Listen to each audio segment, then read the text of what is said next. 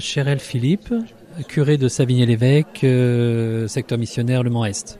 Monseigneur Viguemain a visité ces 2 derniers jours votre secteur missionnaire, celui de Le Mans-Est. Comment s'est passé en quelques mots cette visite ? Eh bien, notre secteur est très large, donc Monseigneur Viguemain n'a pas pu voir tous les détails, mais il était lundi à Champagny pour présider une messe célébrée avec tous les paroissiens du secteur missionnaire. L'église était pleine à craquer. Nous avons d'abord vécu un beau temps de prière. Ensuite, il a dîné avec les EAP, les équipes d'animation paroissiale. Et aujourd'hui, nous avons pris un temps sur la paroisse de Saint-Aldric.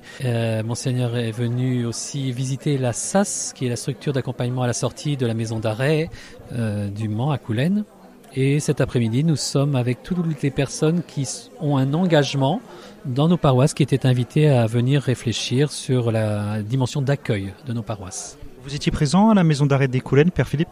Oui, nous l'avons visité ce matin. Vous avez peut-être rencontré quelques-uns de ces détenus ou du personnel pénitentiaire ? Le directeur de la structure nous a fait visiter les lieux et ils sont occupés, donc on a pu aussi dialoguer avec quelques détenus.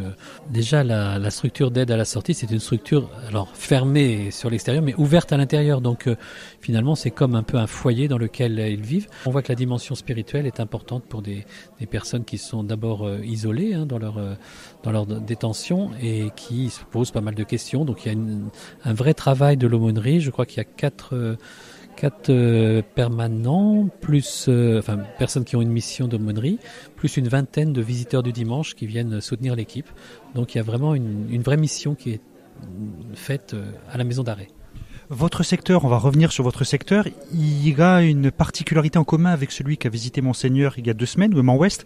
Ce sont des secteurs redessinés qui sont grands et qui sont à la fois dans le Mans ou dans son agglomération et dans le rural. Ça fait quand même des grands secteurs pour des pasteurs. C'est vrai que les réalités ne sont pas les mêmes entre la paroisse cathédrale Couture, par exemple, et puis l'ensemble paroissial Savigny-l'Évêque, Ivry-l'Évêque et Champagny. Et c'était tout le défi de la journée d'hier de faire se rencontrer des personnes finalement qui ne sont pas sur les mêmes bassins de vie, tellement le secteur est grand, mais de comprendre qu'ensemble, on peut aussi s'entraider.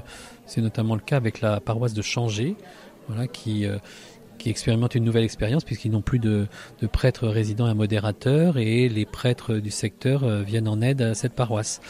Et de voir aussi qu'entre paroissiens engagés, on peut se soutenir, notamment dans l'accompagnement des familles en deuil, dans la préparation au sacrement, que pour l'instant on s'autosuffit chaque paroisse, mais que à l'avenir on peut être amené à s'entraider, à travailler ensemble. C'est plutôt de réfléchir ensemble, puisque notamment dans le ministère des prêtres, on est de moins en moins nombreux, donc de voir comment les communautés paroissiales pourront se prendre en charge, s'entraider entre communautés voisines, pour que le prêtre soit peut-être plus un accompagnateur spirituel de la communauté et moins un animateur de la communauté, puisqu'il ne sera pas forcément résident à temps plein sur les futures paroisses. Je pense que c'est plus de faire rentrer les gens dans cette dynamique. C'est pour ça qu'aujourd'hui on travaille sur l'accueil, que le dynamisme, l'ouverture et l'accueil d'une paroisse dépend d'abord de la communauté chrétienne. Père Bruno Mézières, donc vous êtes curé à Saint-Aldric, vous êtes également aumônier à la maison d'arrêt de Coulennes. On va revenir dans un très court instant sur cette visite de la structure d'accompagnement pour les détenus quasiment en voie de sortie. Mais avant cela, est-ce que vous pouvez revenir en quelques phrases sur cette visite de Monseigneur, sans doute qu'il était déjà venu géographiquement dans le secteur Le Mans-Est, mais là, il a fait une visite très, très, très officielle. Et donc là, il découvre la géographie, les lieux, voilà. Et puis tous les acteurs aussi qui sont engagés au service de la pastorale dans ce vaste ensemble missionnaire Le Mans-Est.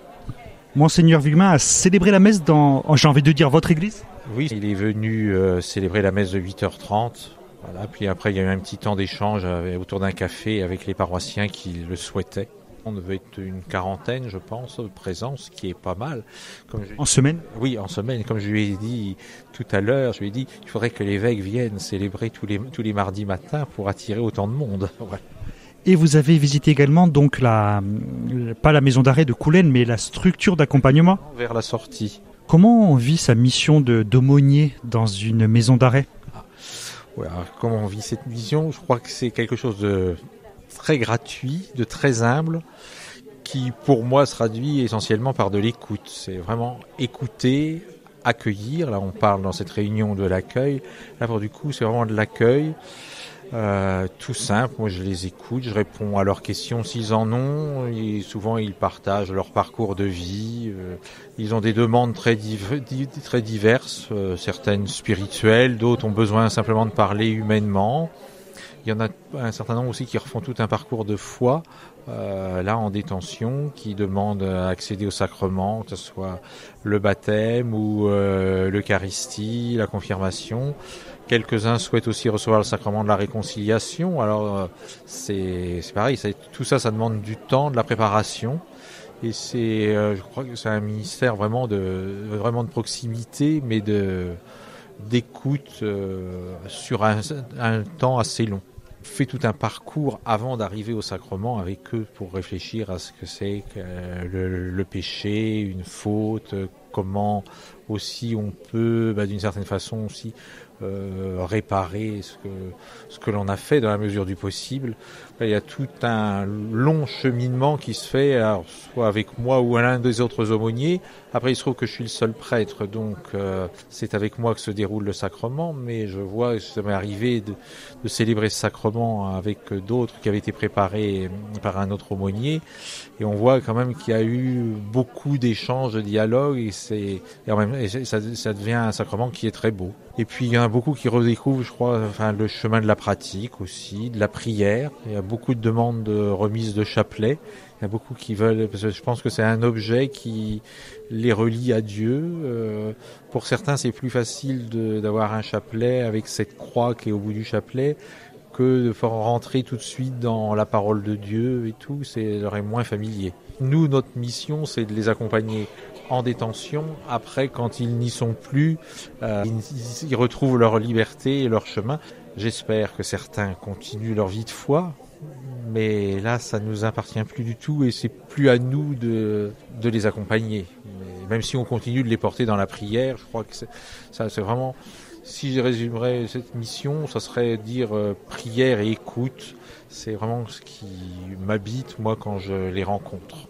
Cette journée-là, à la maison Saint-Julien, quel est le thème ? Le thème, c'est le partage. On fait des petits groupes de travail ? Oui, là, c'est réfléchir sur justement l'accueil à partir de la guérison de Bartimée. Qu'est-ce que c'est qu'accueillir dans nos communautés et tous ceux qui viennent à nous ou ceux vers lesquels on est envoyé. Voilà, il y a la réponse de Jésus, la demande de Jésus, c'est « Que veux-tu que je fasse pour toi ?» tous ceux qui viennent à nous dans nos paroisses, on leur demande aussi qu'est-ce qu'ils veulent, qu'est-ce qu'ils attendent de nous. Laurence, vous êtes paroissienne de ce secteur Le Mans-Est. Comment, en tant que paroissienne, vous avez accueilli l'évêque ? Avec joie. Et donc hier soir, nous étions à Champagné, à la messe à 18h30. Et là, grande surprise, parce que je ne connais pas la Sarthe, je découvre depuis 2 ans et demi, la liturgie était animée par la communauté des Wallisiens à Champagné. Et je me suis renseignée, on m'a dit, oui, ils sont là depuis 40 ans, il y a la caserne, etc. Je me dis, première fois de ma vie, de ma longue vie, que je vois une messe animée par des Wallisiens, il faut venir dans la Sarthe, dans la campagne, à Champagné. C'est un peu ça, l'université avec des églises ? Tout à fait, tout à fait. Qu'est-ce que cette messe avait de particulier ? Des chants peut-être ? Tout, la musique, les chants, le rythme, quasiment la danse à la fin, oui. Donc la louange, ils sont très, très portés sur la louange, bien sûr. Voilà. Mais je m'y attendais pas. Il y avait l'effet de surprise. Voilà, c'est ça. D'autres temps forts durant cette visite de Monseigneur ? La messe à Saint-Aldric, c'était beau de voir tout ce qui s'est élevé de bonheur pour venir là, dans cet hiver qui commence, et de voir aussi les religieuses franciscaines d'à côté qui nous ont rejoints, et puis de voir les curés, donc Bruno, le nôtre, le père Narcisse, et puis le père Chérel, donc, et Monseigneur Villemain, bien sûr, qui était là pour présider et qui nous a fait une homélie d'une transparence. C'était un cristal. Ça vous permet de découvrir votre secteur autrement ? Alors, ce qui m'a beaucoup intéressé, c'est qu'au mois de janvier cette année, nous avons été invités ici à venir en secteur missionnaire de l'Est, non seulement pour partager la galette des rois, mais pour entendre dans un premier temps chacun de ces curés nous dire l'intérêt de se retrouver en secteur missionnaire Et le père Chérel a dit, par exemple, ça nous permettra de mutualiser nos forces au niveau des funérailles. Or, je viens de recevoir la lettre de mission de l'évêque pour être officiant de sépulture, là, au mois de juillet, pour la paroisse Saint-Aldric. Et j'étais très intéressée d'entendre le père Chérel dire ça, au niveau des funérailles, parce qu'on voit bien que nous sommes tous vieillissants, hein, moi la première, même si je fais partie des bébés de l'équipe sépulture, mais on est tous vieillissants, les prêtres comme les laïcs, et surtout dans cette mission, où nous sommes essentiellement des retraités, et qu'il est donc vital de mutualiser nos forces, parce que d'ici 2 ans, il faudra s'étendre au niveau d'un secteur missionnaire pour faire face à la demande de funérailles dans nos paroisses. Et du coup, j'ai saisi la balle au bond, et j'ai appris par le père Chérel que ces personnes de son ensemble paroissial, chaque année, font une récollection de 3 jours au mois de novembre. J'ai dit, mais nous, on n'a pas ça. Est-ce qu'on peut se joindre à vous? Il me dit oui. Et comme on avait notre rencontre des équipes sépulture de tout le diocèse à Montligeon le 7 novembre, le mardi 7 novembre, eux, ils en ont profité pour greffer leur récollection à Montligeon lundi, mardi, mercredi. J'ai dit, on peut venir avec vous? Ils m'ont dit oui. Donc je les ai rejoints, covoiturage, et j'ai vécu le lundi avec eux. Et vous voyez, ça permet de tisser des liens. On s'est retrouvés hier pour célébrer à Champagné, ce matin pour célébrer à Saint-Aldric, et cet après-midi pour partager ensemble sur cette question centrale, l'accueil. Donc bon, moi je le vis maintenant au niveau des familles, mais je le vis dans la paroisse en me mettant au dernier rang à la grand-messe d'11h, parce qu'il y a beaucoup de personnes isolées qui viennent. Ça permet de très belles rencontres. Et par exemple, de proposer à une personne qui découvre l'église catholique de faire le parcours alpha, et elle va à la Suze. De proposer à une personne qui revient, qui avait abandonné depuis longtemps, et de lui donner le livret de formation à la maison diocésaine. Elle y est allée, elle l'a donné à une autre amie, elle est venue en chercher un autre, elle dit « c'est passionnant ce qui se passe ». Comment ça vous nourrit, on s'en doute que ça vous nourrit spirituellement d'être active au sein de ce diocèse et de cette paroisse? Ah ouais, puis c'est vraiment très beau. Moi j'ai toujours vécu en milieu urbain, là je découvre la ruralité. Ah, je suis émerveillée de l'engagement des chrétiens, de leurs compétences, de leur vie d'équipe, comme nous l'équipe Sépulture à Saint-Aldric. Ah oui, je ne me serais pas lancée là, dans cette mission si j'étais pas au sein d'une équipe pareille. Puis Saint-Aldric, c'est quand même le pacte d'éternelle fraternité. Eh ben, il a laissé son empreinte. Et la fraternité est vivante dans cette paroisse Saint-Aldric. Et la liturgie aussi. C'est très beau, ça sera le mot de la fin.